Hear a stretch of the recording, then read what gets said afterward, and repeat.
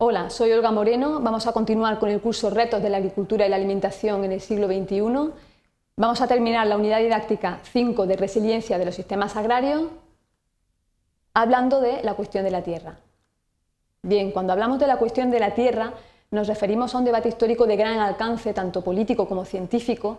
Esos planteamientos surgen sobre todo en países en fases tempranas de desarrollo donde el problema alimentario todavía es importante y giran en torno a la necesidad de facilitar el acceso a la tierra a la población rural con el fin de que la población rural pueda satisfacer sus necesidades básicas y también elevar su nivel de renta. Esos planteamientos en su formulación más clásica van encaminados a impulsar reformas agrarias, es decir, procesos de redistribución de la tierra dirigidos por el Estado destinados a corregir situaciones de concentración excesiva de la tierra en muy pocas manos. Esos procesos de reforma agraria se producen sobre todo en las décadas de los 50 a los 70, hay excepciones, pero sobre todo en ese periodo, en países de América Latina, en países de África, de Asia, tienen resultados dispares, con frecuencia son resultados escasos y más adelante van saliendo progresivamente de la agenda política de estos países, como comentaremos a continuación. Bien, más recientemente se han desarrollado otros esquemas teóricos que pretenden de alguna manera poner al día esas viejas cuestiones sobre la tierra y también incorporar nuevos conflictos en torno a la tierra que han surgido en los últimos años. En este trabajo de estos autores se definen tres dimensiones de la cuestión de la tierra. La primera es la producción agraria frente a aspectos ambientales de la tierra, la segunda es la cuestión social de la tierra en el mundo en desarrollo y la tercera es la dimensión internacional de la tierra. Vamos a utilizar este esquema teórico para estructurar los contenidos de la presentación en adelante. En el primer caso, la primera dimensión de producción agraria frente a aspectos ambientales de la tierra, en el caso de los países desarrollados, la función productiva de la tierra ha ido perdiendo relevancia conforme estos países iban resolviendo su problema alimentario y la sociedad paralelamente se iba volviendo más consciente de la importancia que tiene la tierra desde el punto de vista medioambiental. Y por lo tanto, esa sociedad demanda que la agricultura no impacte negativamente al medio ambiente o incluso que se dé un uso a la tierra que genere beneficios, servicios medioambientales. En el caso de los países en desarrollo, ese binomio, esa contraposición entre la producción y el medio ambiente se materializa de otras maneras. Por ejemplo, en términos de utilización de la tierra en regiones de frontera agrícola, es decir, en el límite entre los usos agrarios y áreas naturales más intactas. En la segunda dimensión era la cuestión social de la tierra en el mundo en desarrollo. Aquí merece la pena preguntarse por qué las reformas agrarias a partir de un momento dado empiezan a salir de la agenda política de los países en desarrollo. Hay varias razones, podemos destacar dos. Por una parte, muchos países en desarrollo, muy típicamente en América Latina, se han urbanizado mucho en las últimas décadas. Las zonas rurales, por lo tanto, pierden influencia política y también visibilidad social. Los problemas sociales en estos países pasan a ser cada vez más problemas urbanos, la pobreza es un problema cada vez más urbano y la toma de decisiones también se hace teniendo en cuenta sobre todo intereses más urbanos.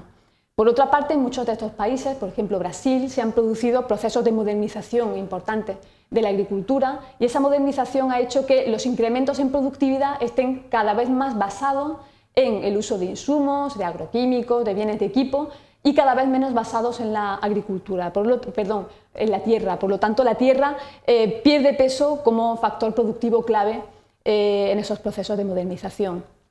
En cualquier caso, ha habido un cierto resurgimiento de las intervenciones sobre la tierra a partir de los 90 en países en vías de desarrollo, pero siempre en el marco de los paradigmas liberales, salvo excepciones.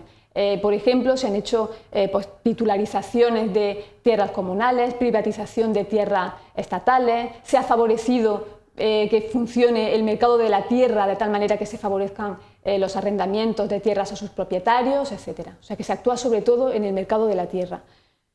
Hay, sin embargo, muchos científicos, organizaciones, organismos internacionales que piensan que no es suficiente con ese tipo de medidas más liberales, tienen una eficacia limitada en términos de equidad porque las estructuras agrarias previas que existían de propiedad pueden condicionar mucho el resultado de estas nuevas medidas.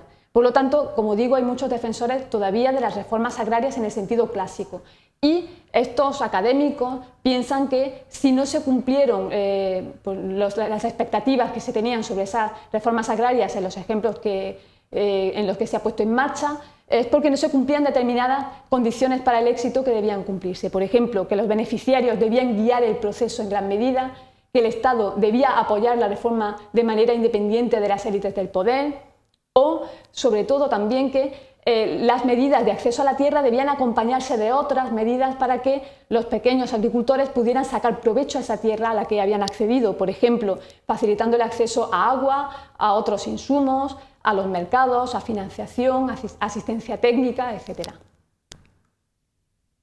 Y por último está la dimensión internacional de la cuestión de la tierra. En la última década, sobre todo a partir del 2007-2008, con el incremento de los precios internacionales de productos agrarios, ha habido una internacionalización que se puede decir espectacular del mercado de la tierra. Se han incrementado muchísimo las inversiones internacionales en tierra, sobre todo en la región del África subsahariana. Estamos hablando de decenas de millones de hectáreas en esta región en un proceso que se ha llamado acaparamiento de tierra. El modelo de acaparar esa tierra, la forma de hacerlo, no solamente consiste en compra de tierra, sino más frecuentemente en arrendamientos o en concesiones a largo plazo o contratos con productores, etc. Normalmente los inversores privados que llevan a cabo estos procesos son corporaciones internacionales financieras, muchas de Estados Unidos, de Europa. También algunos inversores están ligados a estados. Aquí ha entrado, por ejemplo, mucho China, ha entrado India, países del Golfo Pérsico. No solamente, esto es importante, se acaparan tierras agrícolas, sino que también se acaparan otros recursos, por ejemplo, recursos forestales, minas, agua, etc.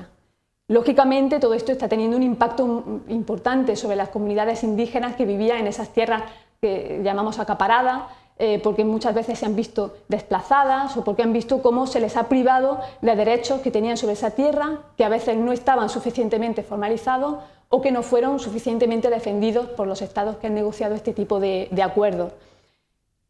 También tiene implicaciones importantes de cara a la seguridad alimentaria de estos países, porque los nuevos usos que se dan a esas tierras acaparadas sean alimentarios o biocombustibles, normalmente destinados a exportación a los países inversores. Bien, quería destacar algunas conclusiones importantes de esta presentación. En primer lugar, que la tierra sigue estando en el centro de importantes debates agrarios, sociales y medioambientales en el mundo.